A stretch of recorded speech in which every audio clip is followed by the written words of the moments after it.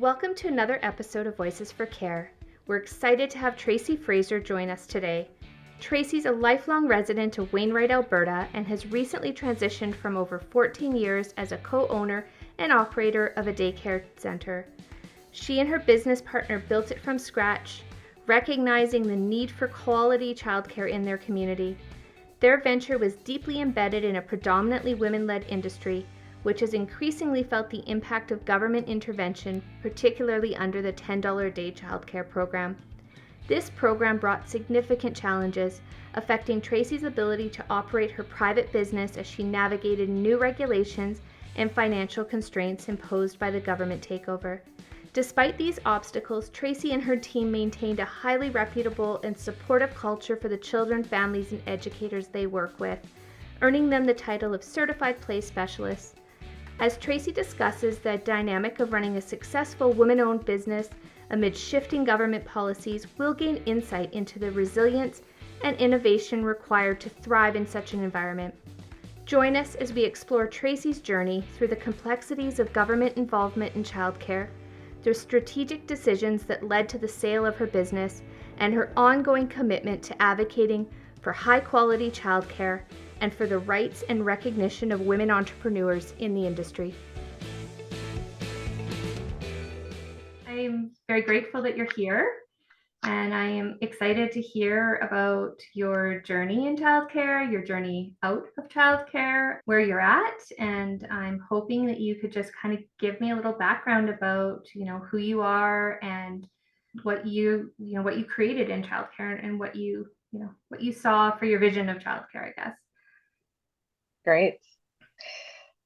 Yeah, I'm glad to be here to talk about it a little bit. It's pretty ironic how I got into this. I've worked with youth for a large part of my life. However, I did work in daycare a little bit out of high school, and I remember I was making $5.25, so that would say, how long ago it was. But even at that point, I got a sense of a small taste of the industry. And I remember telling my uncle that I'm ready to go to school. And so away I went to school. And so I'm from a small rural town, and I moved to Edmonton, and I took a background in management and human resource management. And my husband and I moved back to the small town where I grew up. And at that time, we started our family. And there were not a lot of options where I lived. And I was involved on the board at my oldest daughter's daycare. And I got a bit more of a idea of what was going on. And I knew that there needed to be more options. And I saw an opportunity at the time. The government had that Creating Spaces grant. And I had a best friend back home who studied right out of high school and got her ECE, and that was her passion. So we connected, and the start of our plans were on a napkin. Our plans and designs. We even took it to the builder, and he so politely told us we'd have to go see an engineer. However, that's basically where we started. We saw a need. The combination, by no mistake, helped us build a center, 82 spaces, and it was well received in the community, and we started there. So it was trial and error, for the first 5 years, as you do for a new business, but we invested our family, or all that we had at the time. And I learned a lot. It was a big learning curve. A couple of the things that was back in 2011, 2011, we opened the doors. And having young families, we were able to work. We were able to do the things that we loved. And we were able to provide quality care for our families and our community. Yeah. So it was just a all-encompassing, great journey for us. And so it wasn't long that I started to look around. When I got into daycare, I had left a job in the city, and it was for a company that actually had a government contract. And so their services were paid for with this contract. And when I started in daycare with my own business, I kind of joked about, leaving the city for making, I don't know how much more. I was able to go to the bathroom when I wanted to. I didn't have to ask someone to cover Oh, me. I could go for an hour lunch and walk down the street, yeah. And so I got a real good taste of the industry and the demands of it. And I would look around. There's always a part of me too that is passionate for equity and justice, Yeah. and being a woman entrepreneur, raising a family, all the demands that come along with that, juggling all of that together. I loved the challenge, but I started to network with a lot of other daycares around us. And also in the city, I would talk to and reach out to daycares in the city, societies, nonprofits, privates, the little guy, the bigger guy, and the feeling and challenges were the same all across the board. The retention of staff, etc. The, we joke that we didn't go into this business to make money. Yeah.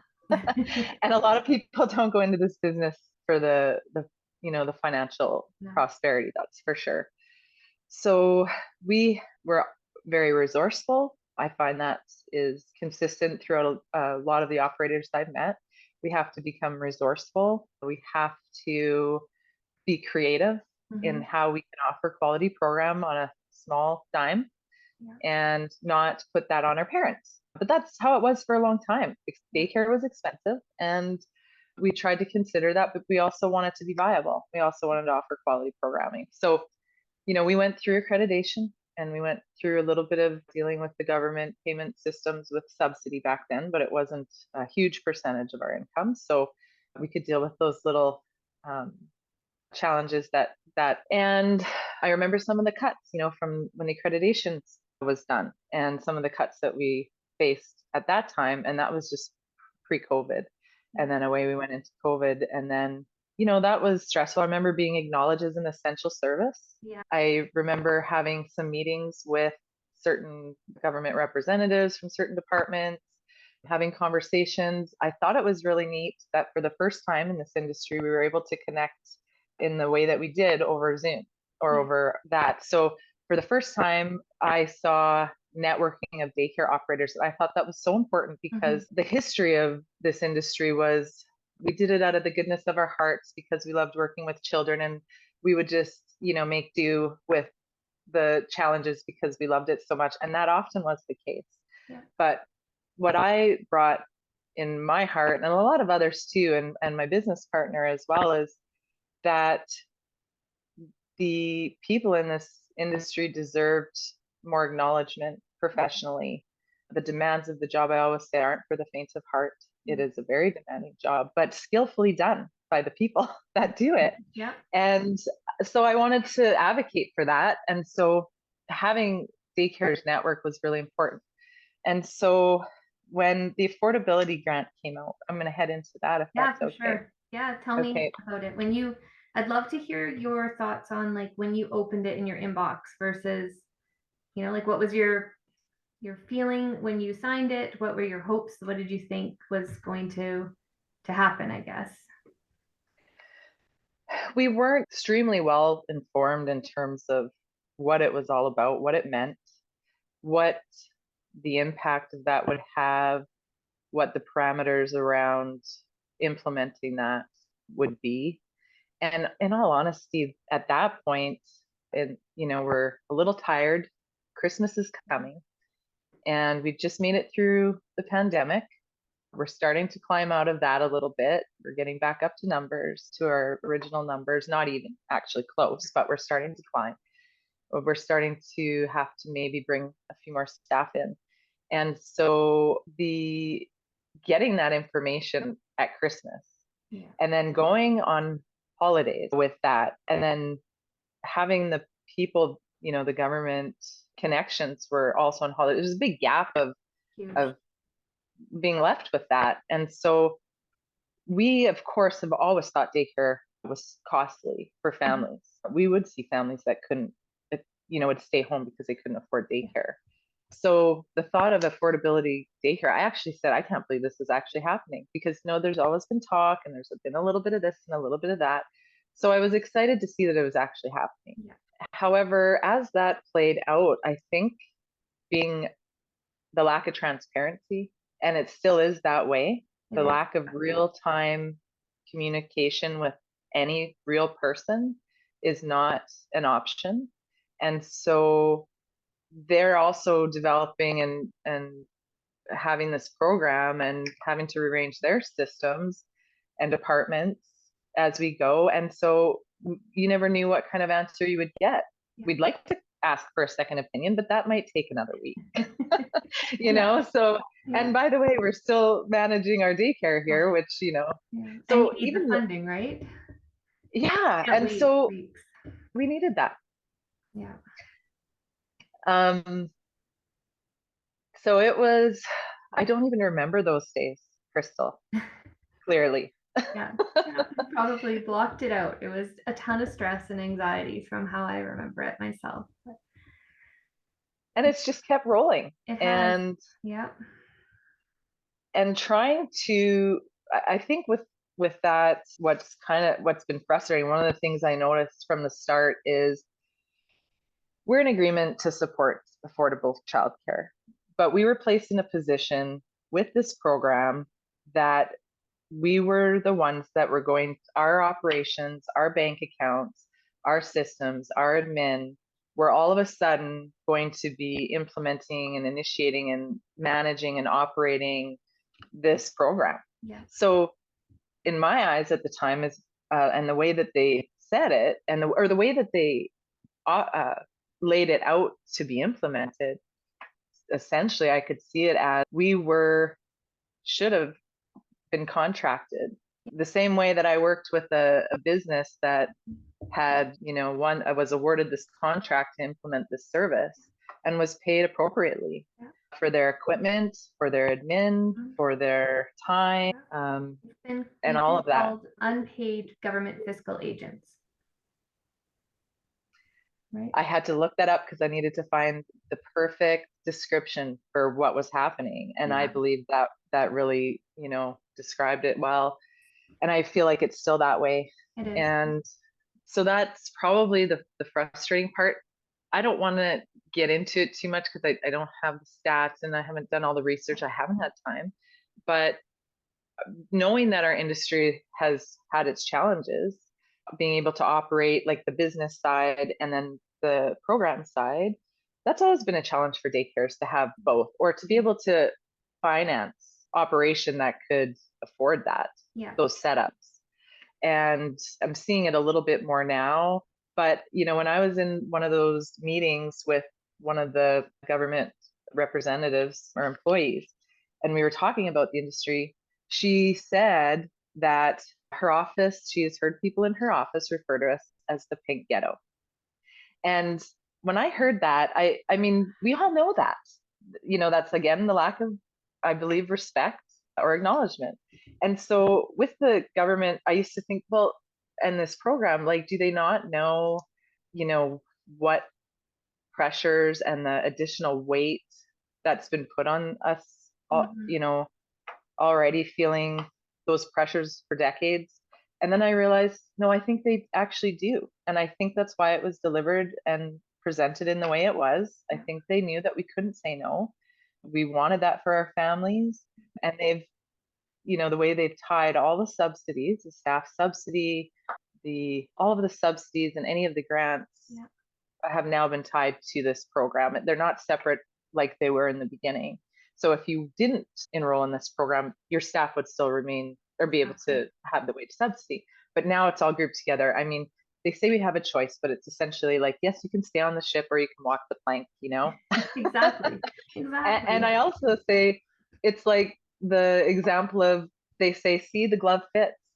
Look, the glove fits. No, the glove does not fit if it does not fit. So I think that for me describes how this program.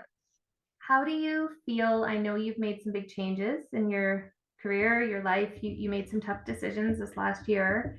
Can you just, I guess, describe to me like what brought you to making this decision to leave childcare, to go down that path? Has the rollout of this national kind of takeover of our sector, helped to guide you into a different direction, or?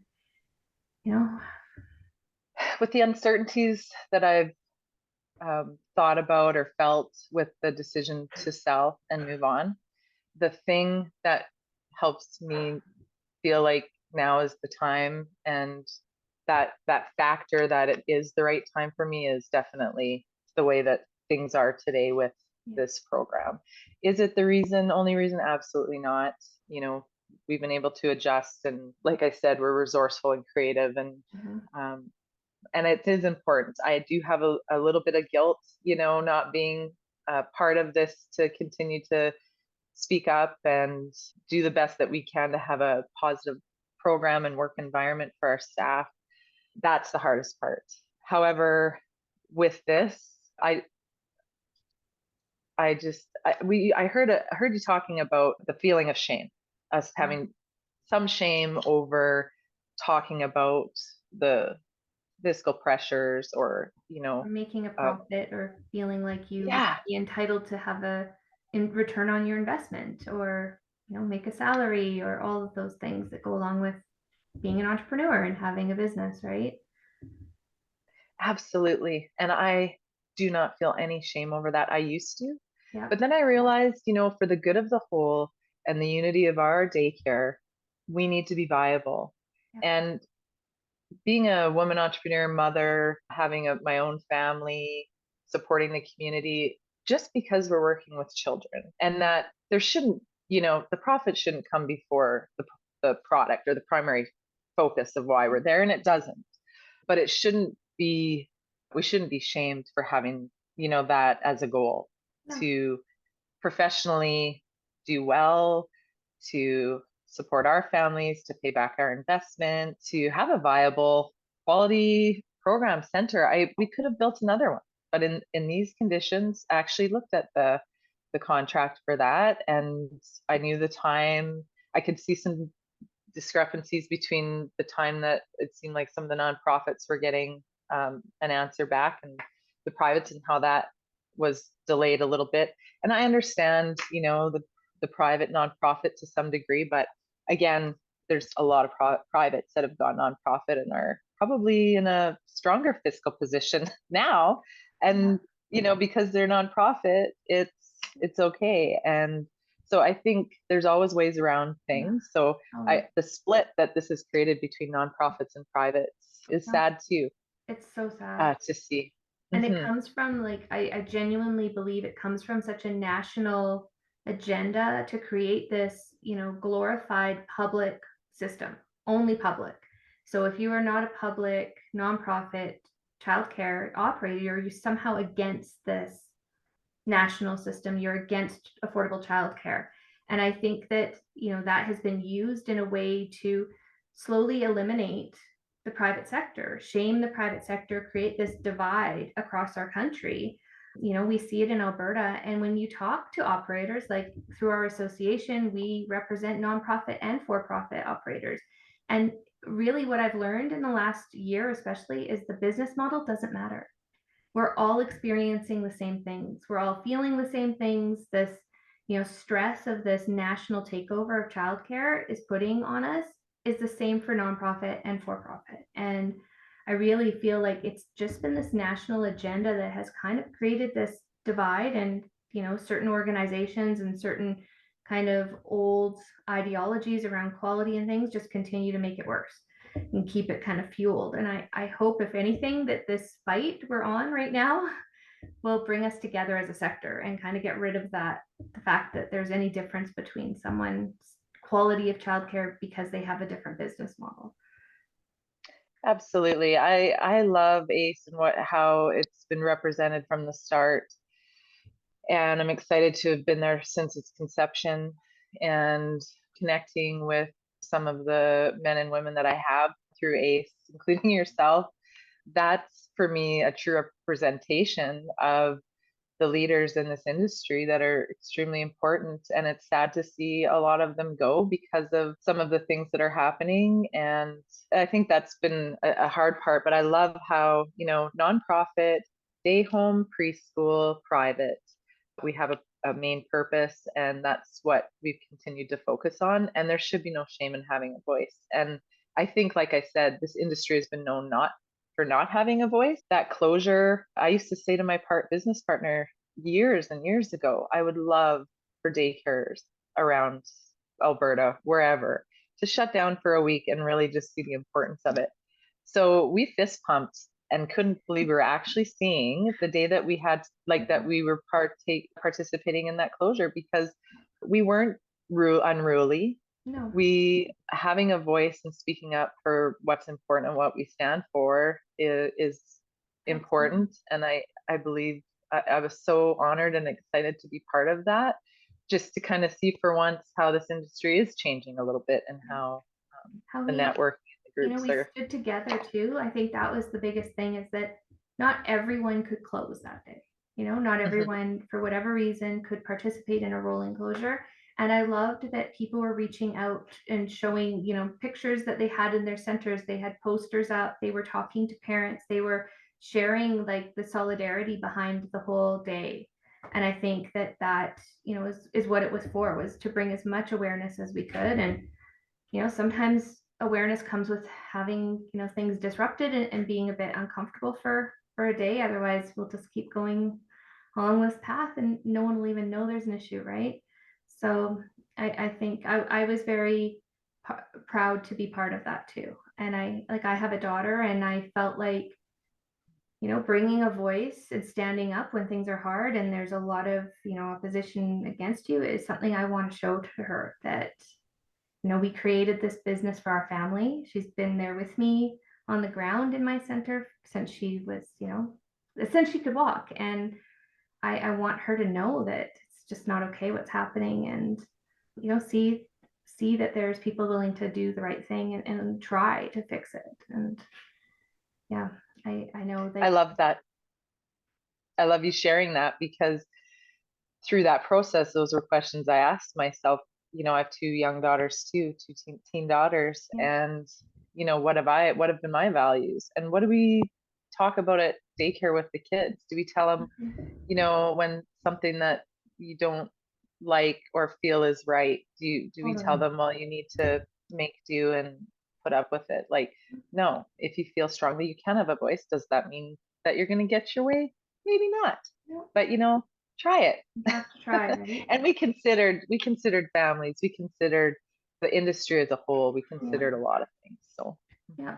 So I guess one question I like to ask is, if you could get in front of, provincial government, federal government, is there anything you'd want to share? Like anything if they were hearing you, listening to you as someone who, is a childcare advocate, someone who's actually been on the ground through this process, which I think is such a key point, is that while it's great to have researchers and policymakers, I think in order to be successful with this transformation of childcare, we need to talk to people who are in it, living it, working in it, like boots on the ground. Otherwise, we're never going to know if things are working or not. So you, as someone who has been immersed in childcare, what would you say? Like, is there something you'd want to bring forward? well, I would ask them if they would like to take a ride on the plane with the pilot that's had experience, or the pilot that's just got out of school. Right. There you go. And, there's a lot of value in that. And probably the two main points is not to lose focus of what we were looking at prior to all of this. Yeah. The inclusive focus of inclusivity with children. I see that regressing. Yeah. It's very sad. I have seen a lot of things that, with accreditation and quality care, and even lessening some of the red tape, but still having regulations, that's changed. And so I think sometimes when we try so hard to micromanage and come up with these great ideas and not include the ones that have had the experience, have been on the ground, that understand all the parts of, the machine, that is an important resource. And probably the second thing I would add is, yes, we're responsible. We follow regulations, a lot of them. We will report fiscally, we have no problem doing that. But let's be fair. And if you want to implement your program through us, I think that it needs to be fairly compensated and supported. And there's a lot of restoration that needs to happen to the foundation of our industry and our programs. Yeah. And there needs to be more focus on that because we're losing sight of what we're doing here. And it's hard to see. And I see a lot of the people I've worked with hanging on, and that's who they are. I heard a nonprofit director speak in a group not too long ago, and it was after our closure, and she said something along the lines of, well, we will make do, that's what we do. And I thought that needs to change. Yeah. So, keep speaking up for what we think is important, because we're the ones that lead that. And I love what you're doing. I love that you're at the table. So I would just like to see that stay and have a little more input, a little less red tape, and narrow.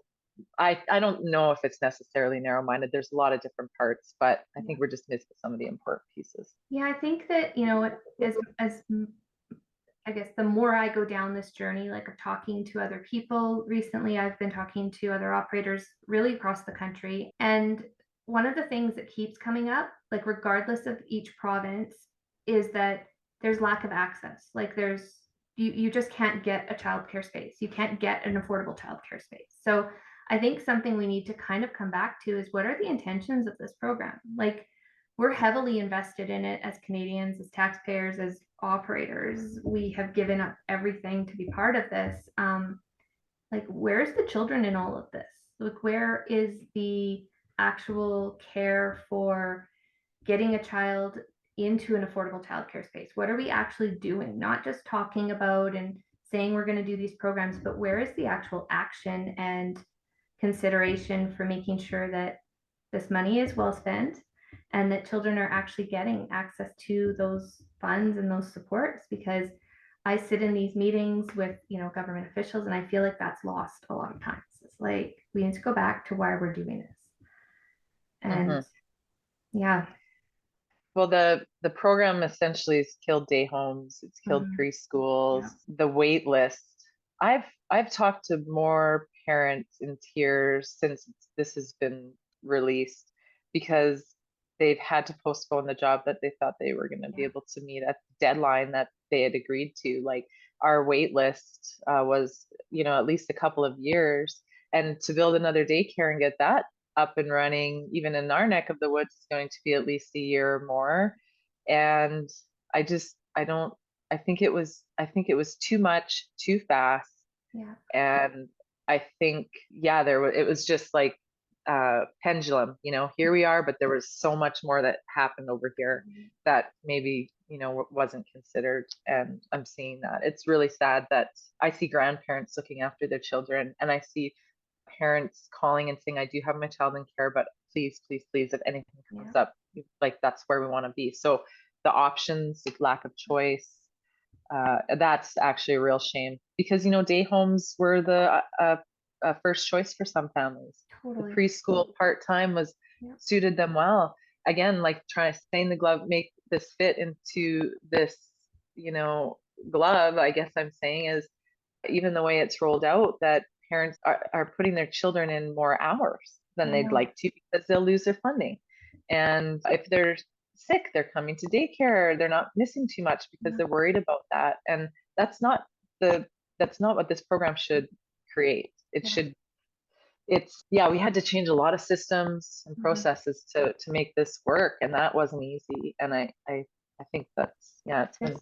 I've heard this term come up a lot, is unintended consequences of this. And I think that there is just thousands of them. Like, as we're going year after year into this program, I feel like they're just piling up, one more unintended consequence on top of another. And like you mentioned, the choice. And I think that, Albertan families especially have relied on day homes. There's a place in childcare for day homes, for preschools, for daycares. And I think we're kind of squeezing in this into, like you said, a one size fits all, which is a facility-based daycare, and that's not for everyone. What I've seen recently too is I'm involved in a center where there's a school attached, and we're seeing a decline in kindergarten enrollment.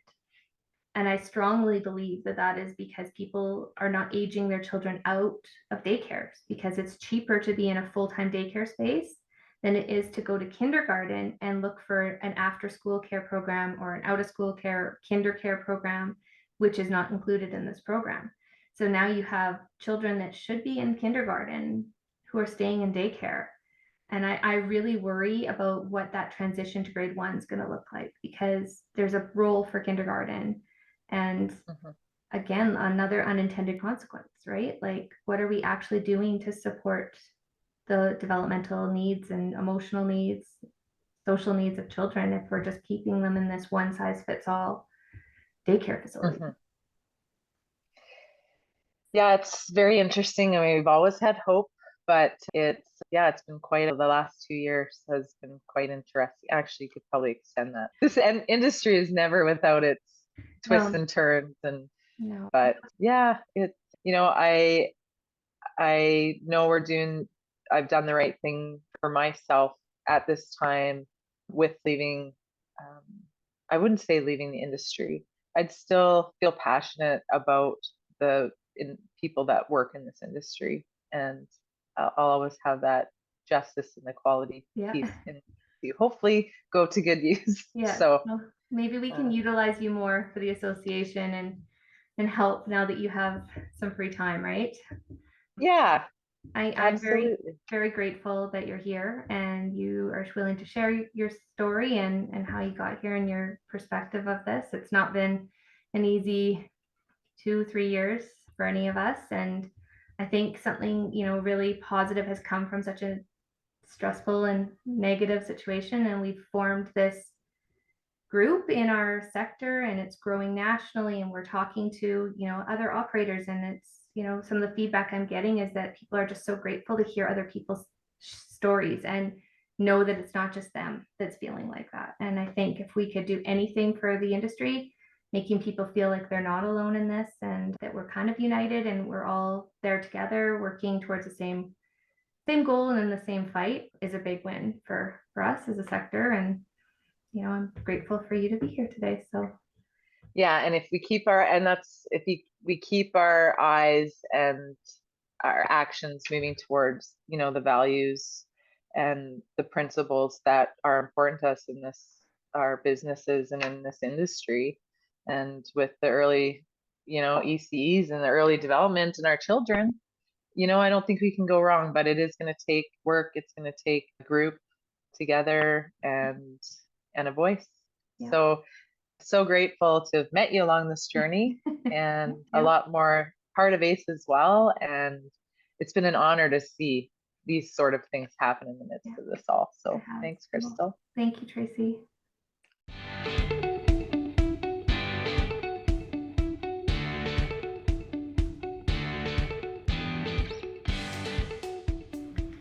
Thank you for joining us on today's journey through the heart of Canada's childcare sector. We hope you found inspiration, insight, and a call to action that resonates with you. But our conversation doesn't end here. The quest for high-quality childcare is ongoing, and your voice is essential in this collective journey. Stay connected and continue to be part of this crucial dialogue by following Voices for Care on your favorite podcast platform. Subscribe to receive updates on new episodes and share with friends and family to broaden our community of advocates. Together, we can make a difference in the lives of children and families across Canada. Don't forget to reach out via our social media channels with your thoughts, stories, and ideas for future episodes. Your input helps shape our mission and the future of childcare in our country. Until next time, keep raising your voice for care, because every child deserves a bright start and every parent is entitled to the choice and care for their family. Thank you for listening, and we'll see you on the next episode of Voices for Care.